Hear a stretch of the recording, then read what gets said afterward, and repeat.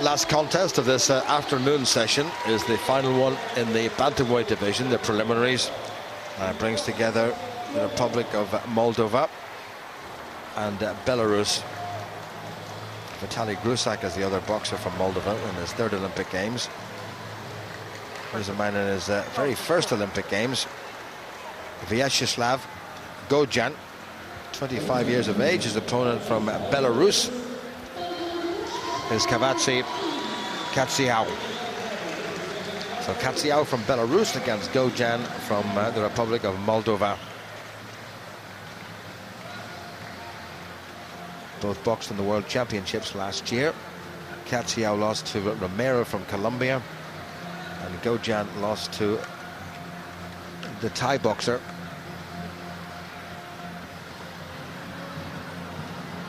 Pechkum, who's waiting at the top of this draw.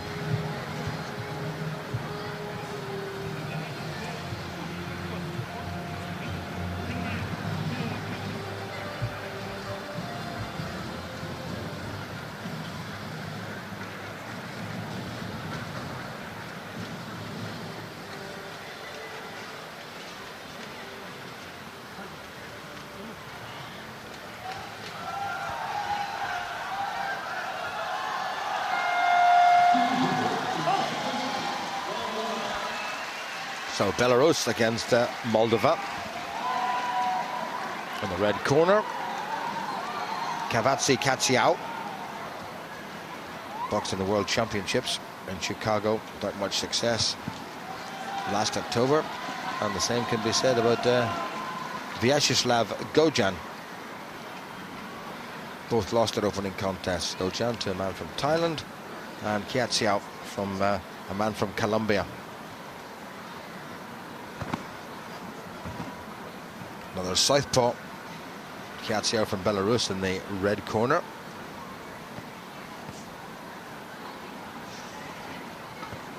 Both straightforward, straight up, hands held high, no nonsense, orthodox European boxers. Yeah, another southpaw in Hацigov. So it'll be interesting to see how Goyan just deals with this fella. Looks very compact, the Moldovan. Both qualified for Beijing through the European qualifiers. Goyan in the first one, which was in Italy, had a bye, then beat men from Hungary, Lithuania, Germany, and lost to the Irishman John Joe Nevin, who we'll see in action this evening. Hацigov boxed in the second European qualifier, that was in Athens, and had wins against men from Azerbaijan, Poland, Slovakia. And the final loss to the Frenchman Ali Halab. That's how they got here. 1-0 at the moment. The man in blue, the Moldovan, 25 years of age. His opponent cracking on a little bit. Hацigov is 31. One of just about a dozen or so boxers out of 283 or so past their 30th birthday. Not a game for old men amateur boxing, Richie, is it? Say that again, sorry, Jim. Not a game for older men amateur boxing. Well, not really. You say older men, though, Jim. I mean, these days boxers just the careers are going on for so long in the professional game and the amateur game. But normally, I mean, most of our pros, most of our amateurs have gone pro by the early 20s anyway. So, but to see a boxer in his early 30s amateur, well, some of the countries I know can't turn professional, but it is very surprising.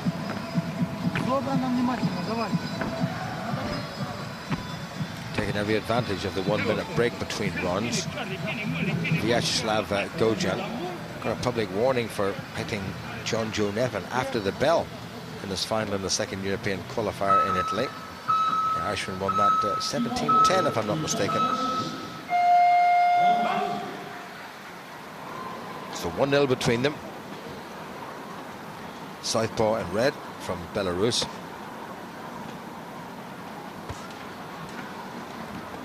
Hацigov in blue. Goyan from the Republic of Moldova, who's got the only scoring point so far He's very quick, Goyan. Very compact, obviously prefers power punching rather than point scoring. Or should I say mid to short range would be his strength, definitely.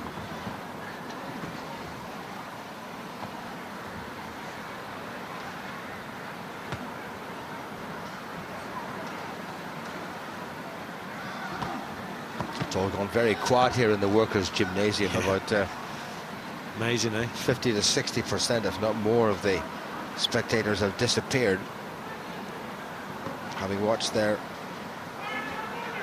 bantamweight Guyu, I should say, defeat Britain's Joe Murray by 17 points to 7. And we're back to level pegging. The Belarusian has picked up a point, which is leveled it at 1 apiece. Getting a little bit messy. The winner of this goes through to Box Gu.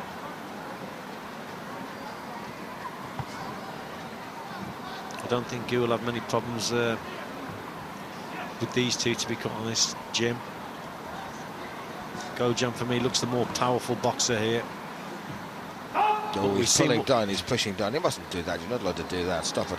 I think we've seen what Joe Murray was up against. And these two guys, I don't think, would live with Joe Murray, to be quite honest. When we looked at the draw, we thought, well, if Murray can get past the Chinese boxer, which he did in the Worlds, then he's got either of these two, and you would have quite fancied that. But in the quarter-finals, they're looking at the very formidable world champion from Russia, whom we'll see in the first contest in this division this evening, Sergei Vodopianov. Vodopianov is a bit of a beastie. Good left hand to the body there from Hachigov.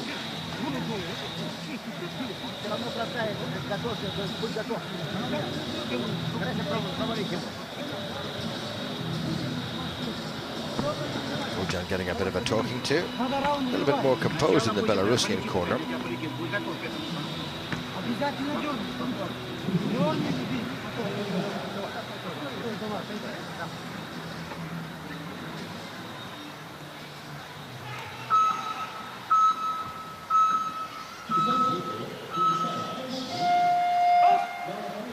It's the lowest scoring contest we've had here in the boxing tournament in Beijing. This is bout number 82 of 272. So only 90 to go after this one. It was 1-0 at the end of the first to the man in blue, and the man in red pulled one back, 1-0 to him in the second round. So it's 1 apiece at the start of the third.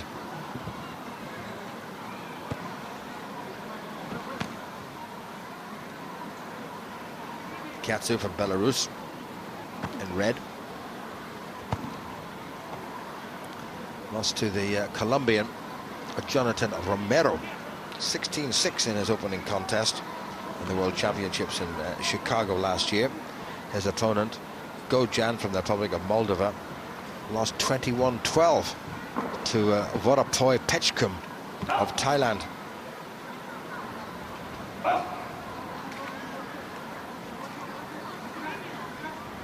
Pechkum, incidentally, got himself a bye, as indeed has the Cuban Yanquiel Leon.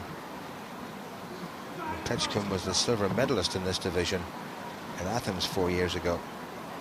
So it's the upper half of the draw is by far the tougher. And these two will go into are in the bottom half of the draw, but there lurks the reigning world champion, Vodopianov of Russia. Goyan here should be concentrating more on getting to his man. He's got to get closer to this fella. Right hand, left hook again, he should be concentrating on. A lot of tactics here, Richie. It's very much cat and mouse stuff, but yeah. Somebody's going to have to say, well, look, if I want to win this, I've got to take a chance or two and come forward. Yeah. Because neither man really is a counter-puncher.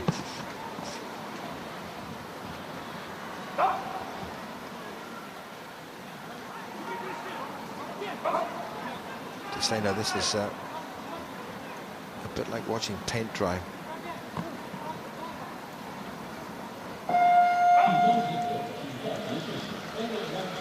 1 point in the first, 1 point in the second, no points in the third. This is going to go down in Olympic history, I think, as the lowest scoring contest of all time, unless fireworks are found from somebody and dropped down the front of the shorts of both men. I totally agree.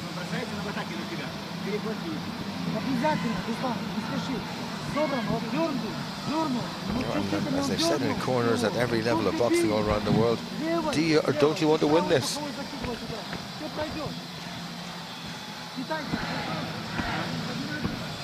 The two of them look as if they'd rather have a cup of tea and a piece of fruitcake brought to them and just sort of sit and talk about old times and discuss the weather and what's going on and who's doing what in the swimming and the cycling, and have you seen the pandas, and what do you think of the Forbidden City, and, you know, nice place, Beijing. Yeah, we'll toot around, go to the market, buy a few bits of silk for the missus. What do you think? Oh yeah, by the way, let's get this next 2 minutes out of the way and then we'll talk about that later on. It's a bit fanciful perhaps on my part, but there you go. So 1 apiece at the end of 3 rounds. Unbelievable. This is the last round in the bantamweight contest between, in the red, Kayatsu from Belarus, in the blue, Goyan from the Republic of Moldova. Goyan there just changing to southpaw, just trying to confuse Kayatsu, but it's not worked. And it stays at 1 apiece, Richie, by the end of this round, and they'll go to what's called count back, where the bottom and lowest of the 5 judges' scores are discarded and the others are all added up. I think they've got enough points between them to decide a winner. Surely somebody's going to make a breakthrough. Well, I think Goyan, he's got to step on the gas here and really have a go. He keeps switching to southpaw. He just got caught out himself there. But Kayatsu himself, he just... It's very boring. It's really hard to see where a point's going to come from here. They're both got tight guards. But as you said, Jim, they've got to go for it. You know, you've got to step on the gas a little bit and try and do something different, up the tempo, anything to try and create an opening and take advantage of it. Into the last 45 seconds, and it's tied at 1 apiece. I honestly can put my hand on my heart and say I don't remember a lower scoring contest than this. Are they looking for some kind of Olympic record? Are they doing a little bit of betting that we don't know about? Is there a bookmaker back somebody? Have they got a hotline to Ladbrokes or somebody? I wonder what price you'd have got on a 1-1 scoreline at the end of 4 rounds. Well, I tell you, I bet you somebody around the world has bet on that. Whoops, that was a slip. That's the most exciting thing we've seen in 4 rounds of boxing. Can you believe it? 1 apiece, and it may well be going to a count back unless somebody somehow can produce 1 scoring punch. I think the judges have gone to sleep as well. I thought Goyan landed with a left hook to a right hand to the body there. Didn't score. This is just, well, that's unprecedented. Dear, oh dear, oh dear. 1-1 after 8 minutes of boxing. I don't think either senior coach can believe what's going on. So somebody's got to get the decision, and they've got to do a few sums. And as we say, the 5 judges score. They take the overall points scored, irrespective of what happened on the computer. The top and bottom scores are discarded, and somebody's going to win this. I tell you, I will declare this a draw and send them both home. Who's your money on? Ooh, I think the man in red. I'll go man in blue. Okay. Many 50, please. Am I still a pound up? Yes. It's blue. It's blue.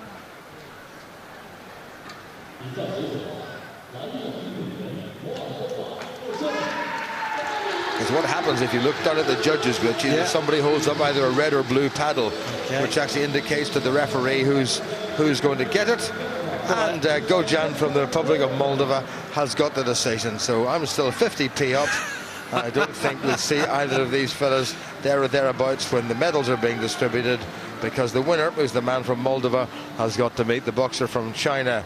And I think the chances of him winning that might be increased if he produced an AK-47 from somewhere, but his boxing skills will not get him past Gu from China. So disappointing afternoon from a British point of view. Britain's medal hope in this division, Joe Murray at bantamweight, has gone out to the representative from China, the man whom he beat last October in the World Championships. It wasn't to be here, though, in Beijing. We'll have more boxing for you tonight, including Ireland's John Joe Nevin.